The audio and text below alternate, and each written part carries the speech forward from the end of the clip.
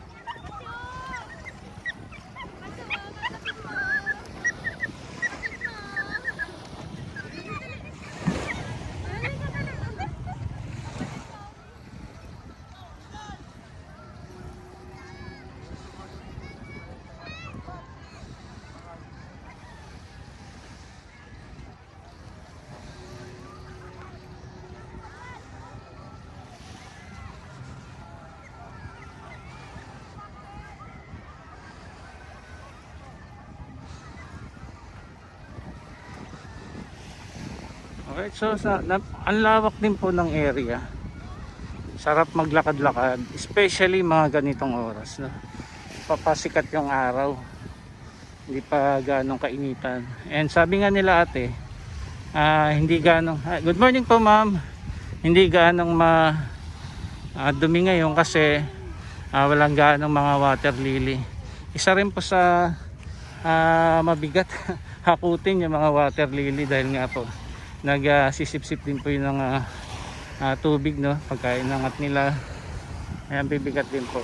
So as of now, ito lamang po yung mga nakuha nilang basura ngayon na napapadpad dito sa dalampasigan, ano?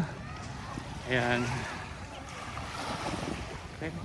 So doon po sa area, sa kabila, ini-enjoy muna nila yung paliligo dyan, tapos mamaya 7:30 out na po lahat, wala nang tao dito. So yung mga naglilinis na lamang po yung matitira dito.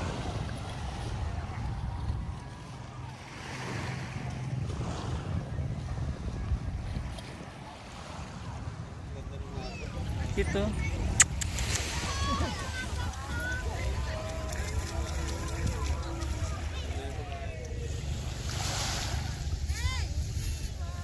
ito po yung water quality monitoring equipment na nagkaroon po ng MOA, no?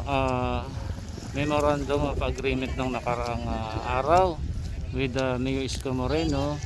Ang plano sana kasi after ng ceremony dito sa may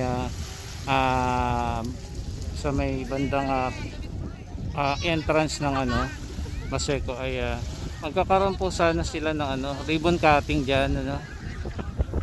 Kaya lang ay lumakas yung ulan, kung kaya't hindi na rin po naisagawa yung ribbon cutting dyan sa may dagat.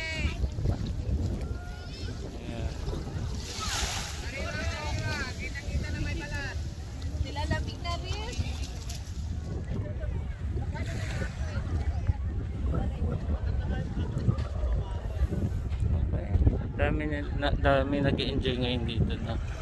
By the way, may oras po 5 AM to 7:30. Ayan, so maya alis na po sila.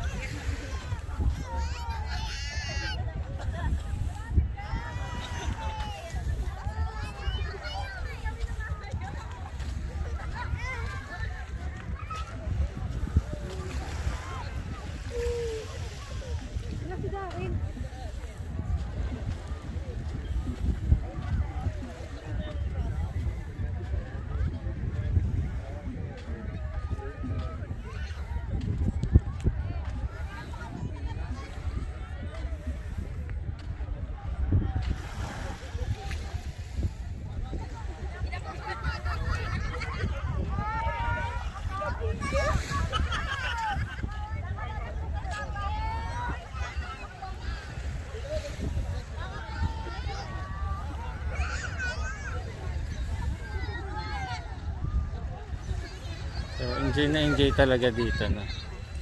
Feel na feel talaga rito ang dagat. Kasi sa Baywalk lakad-lakad ka lang doon Dito pwede ka talagang magyapak. At Sa maglublob dyan, maligo, no?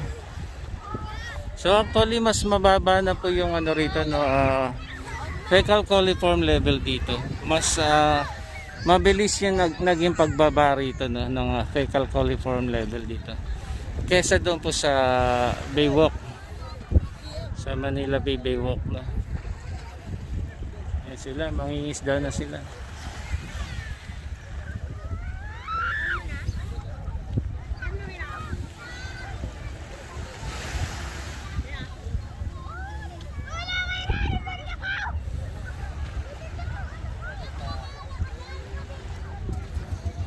Sila.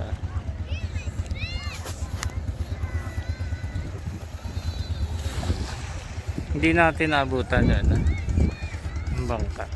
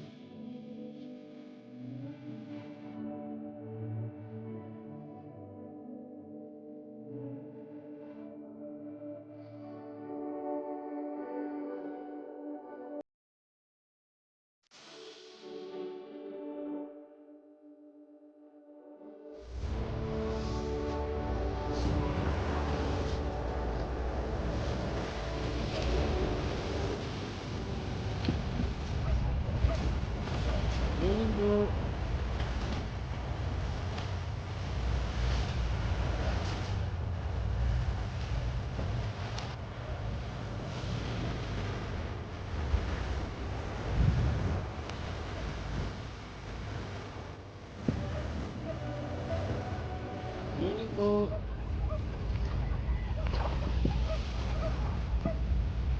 Morning po.